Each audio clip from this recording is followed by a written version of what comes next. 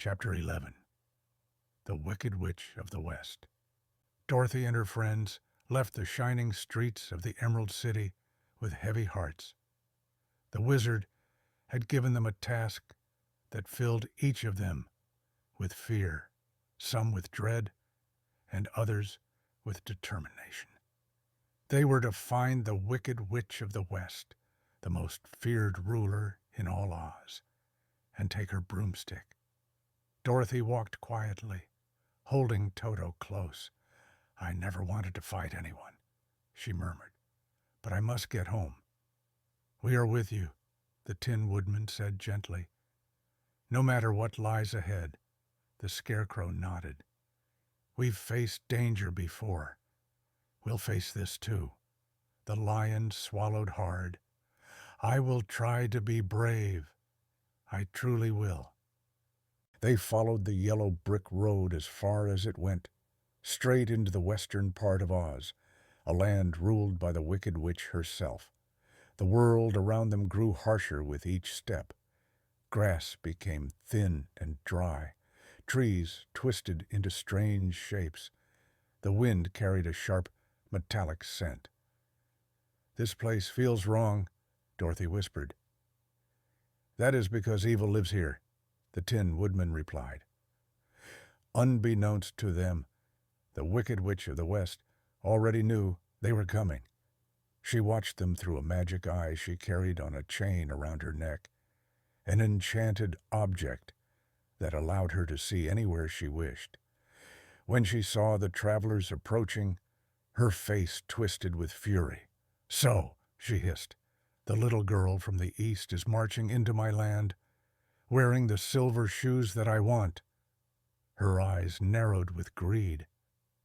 "I will destroy her and take them for myself." She raised her crooked black staff. "Winged monkeys!" she shrieked. "Come to me!" From the sky came a terrible fluttering sound. A great swarm of winged monkeys descended, their leathery wings beating the air. They circled the witch's tower and landed obediently before her.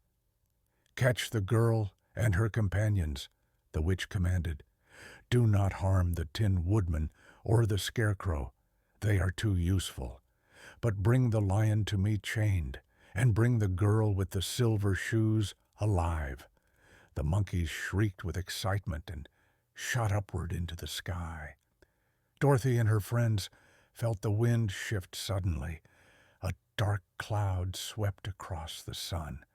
Before they realized what was happening, a whirlwind of flying creatures surrounded them, screeching, laughing, grabbing with clawed hands. Toto barked wildly. Dorothy screamed as two monkeys seized her arms and lifted her off the ground. The lion roared, trying to fight them off, but a dozen monkeys tore at his mane and bound his legs with thick rope.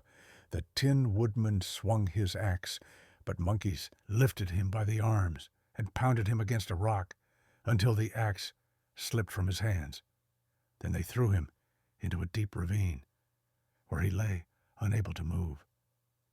The Scarecrow struggled, but his straw stuffing made him light and easy prey.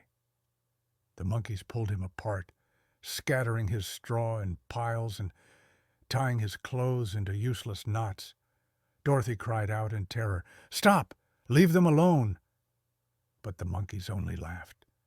Then, just as suddenly as they had appeared, they flew away again, carrying Dorothy and the lion toward the Wicked Witch's dark fortress in the west.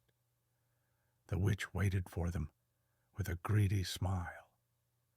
She snatched Dorothy by the wrist the moment the monkeys dropped her at her feet. "So," the witch said coldly, "you are the one who destroyed my sister." Dorothy shook her head. "I didn't mean to. It was an accident." "Accident or not," the witch snarled, "those silver shoes belong to me now." She reached for Dorothy's shoe, but a sharp shock of magic sparked from the silver and burned her fingers. The witch shrieked, "I cannot touch them as long as the girl wears them. but I will find a way. The lion was dragged to a cage by Winky servants dressed in yellow. Though the lion fought fiercely at first, the witch threatened to starve him unless he obeyed her commands.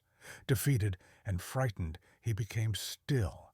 Dorothy was forced to work as the witch's servant, sweeping floors, cleaning pots, and carrying water. The witch watched her constantly, waiting for the moment she could steal the silver shoes. Dorothy felt trapped and hopeless. "How will I ever escape this place?" she whispered to Toto at night.